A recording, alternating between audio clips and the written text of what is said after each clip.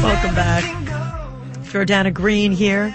I hope you're having a beautiful post-fair night, enjoying this day. Chris and I are having fun here in the studio. Let's talk about travel. Maybe you're planning a weekend getaway for your the last-ditch effort of summer, or Labor Day weekend. Well, our own Edgar Linares came back from his last-ditch effort a few weeks ago, and he was stranded because Delta Airlines had a computer glitch that grounded their planes. That's not a very relaxing vacation. Not at all. So is everything fixed? How do you ensure that you will have a seamless vacation, although nothing is for sure? We are joined now by aviation analyst Ken Jenkins. He says the airlines may have some work to do on improving their service. Ken, welcome to the program. Hi, Jordana. Good evening. It is frightening what happened at Delta, and we think a glitch. What kind of glitch? Get your act together. You guys are the airlines. You can't just glitch out. So can you explain what happened a little bit for us? Well, I wish I could in detail. I don't know. Specifically, Delta will tell you that there was power failure and that there were issues in rebooting the systems and getting everything back online. Something similar like that happened to Southwest Airlines. United has had issues in the past. And I think you hit the nail on the head. We already have a lot of things to worry about when we travel. We just saw the potential active shooter situation in Los Angeles, yes, where it turned out to be a false alarm, thank goodness. But now you have, are the systems going to be operating when you travel? And, if you get caught in the middle of that, I had dinner with some friends this evening that were caught in the middle of that with Southwest Airlines, and it delayed their trip by a couple of days. They said Southwest was great in handling it, but that didn't give them 2 days of their vacation that they lost. I know. That's unfortunate. What can are we just at their mercy then as travelers and customers? Well, to some degree, you are, but at the same time, it's also knowing what are your options. And there are things that you can ask for. If the airlines have interline agreements with each other, there's a possibility that the airline might consider rerouting you on another airline. You can certainly look at out-of-the-way routings to get, if you're going DFW, Dallas-Fort Worth, for example, say to New York, maybe if you can connect through, of all places, Miami, which seems out of the way. But if those flights are open and they're operating, can they reroute you on a routing that you normally wouldn't take so that you can make those flights? Then there are the normal things like flight insurance and things of that nature. But I would certainly ask the airline first, can you put me on another airline? If you can't do that, can you route me through various locations to get me closer to where I want to go? And try to look at some options that way for them to help you. But if it's a complete system shutdown, Jordana, you're kind of stuck. You're kind of stuck. Has air travel gotten better over the last decade, or has it gotten worse? You're laughing at my questions, but I really want to know.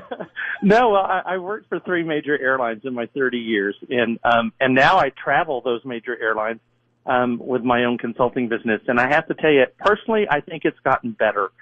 Can it get even more efficient? Certainly.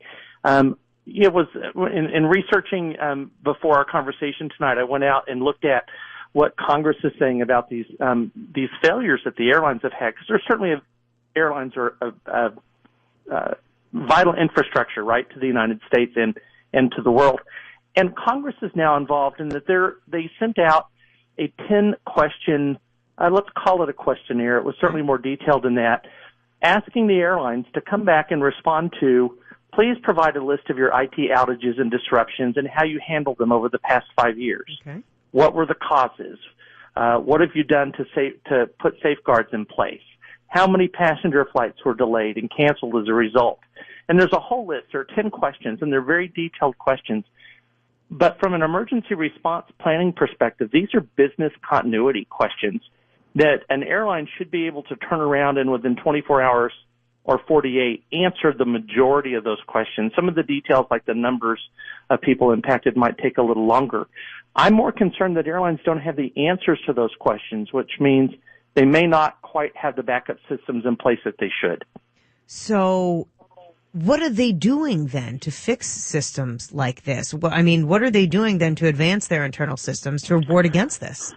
Well, I think what you're going to see, and many airlines have done this already, is that as the mergers and acquisitions have taken place over the years, there's been a hodgepodge of systems from each airline merging. So you could have multiple legacy systems all trying to work together and patchwork to make them work. Mm-hmm. On the flight operations side, where dispatchers and flight tracking and crew scheduling and those things, your flight attendants and pilots, most of those are going to be whoever took over that airline in the merger are going to utilize their systems in most cases. And so those are pretty secure. So the question is what's causing the outages and why weren't these foreseen? And if you do have the outage, what's your plan to get everything up and running as quickly as possible and take care of all the passengers that are impacted? And that seems to be, outside of the outage itself, Jordana, that seems to be the issue, is how they're taking care of the people that are impacted and how quickly they're taking care of them. But you're seeing a lot of money being poured into the infrastructure to move to a uniform system throughout most of the major carriers in the United States. And when you talk about how they're taking care of people, I mean, I've slept in airports when things have been canceled or been offered, the free hotel and, for the night, and had to take the shuttle over there with all of the other cattle when we got bumped or what have you. I mean, are they taking better care of us? Because delays and cancellations and weather, I mean, this has been happening since the beginning of aviation. Sure. Well, and not to date myself, but, I go back a number of years, and in the old days, which I can't believe I'm old enough to now say that, in the old days, it didn't matter if it was a weather delay or not. The airlines just took care of everybody and put you up in a hotel and gave you meal vouchers. Today, if it's a weather related delay, the airlines typically, some still do, but most airlines don't do that on the weather side. If it's a technical issue or a system issue, then the airlines have compensation in terms of those kinds of things that they need to do. Mm-hmm. But ironically, when you just asked that question, I believe several airlines, and I need to double check this, but your listeners, I'm sure, can find it online, that the FAA fined several airlines for not having proper documentation to provide the passengers on compensation when they got bumped off of a flight. And that's kind of a day-to-day operational thing that happens. I mean, flights are oversold all the time. And usually they're done so with a high degree of effectiveness and knowing that flight typically winds up with 20 no-shows, so you overbook it by 20 because at the end it's going to net out even. But every once in a while, those 20 people show up, and so you have to pay people to get off the plane. Yeah. And but they're terrible at this. Their customer service is terrible. Why are they so terrible? Well, and that's there again is the question now the FAA is asking. How come this is happening more and more, and people aren't getting the information they need on what their rights are in terms of compensation? So I don't remember the amount of the fines, but a number of fines are being levied against several of the airlines, and they'll have certain number of days that they can respond to the FAA and try to get that fine reduced or eliminated. So it'll be interesting to see how the airlines respond to that. Fascinating stuff. Ken Jenkins. Ken, do you write a blog on aviation or where we can reach you?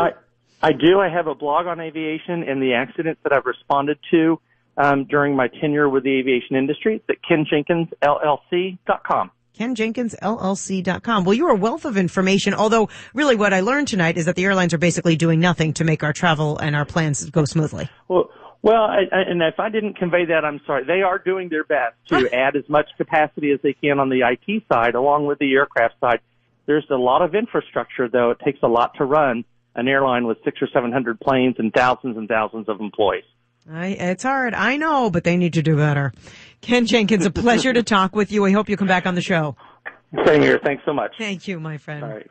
Good night. Good night. Speaking of travel, there is a mode of transportation that will be stopping in